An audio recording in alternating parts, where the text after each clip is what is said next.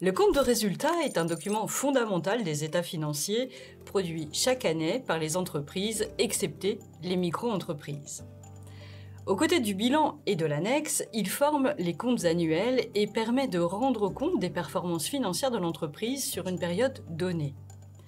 Ce document offre une vue complète des opérations de l'entreprise en séparant les charges et les produits et permet de déterminer le résultat net en faisant la différence entre ces deux éléments. Le compte de résultat se décompose en trois parties principales: le résultat d'exploitation, le résultat financier et le résultat exceptionnel. Le résultat d'exploitation concerne l'activité courante de l'entreprise en tenant compte des ventes et des achats de biens et services nécessaires à son fonctionnement. Le résultat financier, lui, rend compte des opérations financières de l'entreprise comme les intérêts d'emprunt et les produits financiers issus des investissements. Enfin, le résultat exceptionnel englobe les éléments non récurrents comme les amendes ou les cessions d'actifs.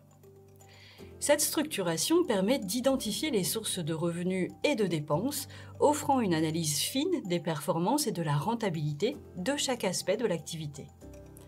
Sur le plan comptable, le compte de résultat est construit sous forme de liste, présentant d'abord les charges puis les produits.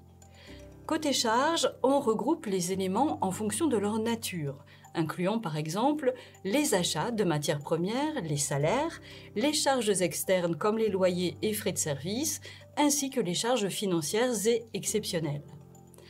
De la même façon, les produits sont répartis par nature, incluant les ventes de biens et services, les revenus financiers et les gains exceptionnels. Les comptes sont classés selon leur numérotation comptable et chaque catégorie est totalisée pour obtenir des sous-totaux et un total final des charges et des produits. En bout de ligne, le compte de résultat permet de calculer le bénéfice ou le déficit de l'exercice. Si les produits dépassent les charges, l'entreprise réalise un bénéfice qui sera inscrit côté charges pour équilibrer le document.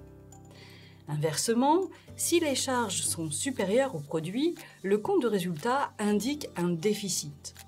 Ce résultat final est une information essentielle pour l'administration fiscale qui calcule le montant de l'impôt sur les bénéfices, mais aussi pour les investisseurs et les partenaires financiers de l'entreprise qui y trouvent un indicateur de la rentabilité et de la viabilité de l'activité.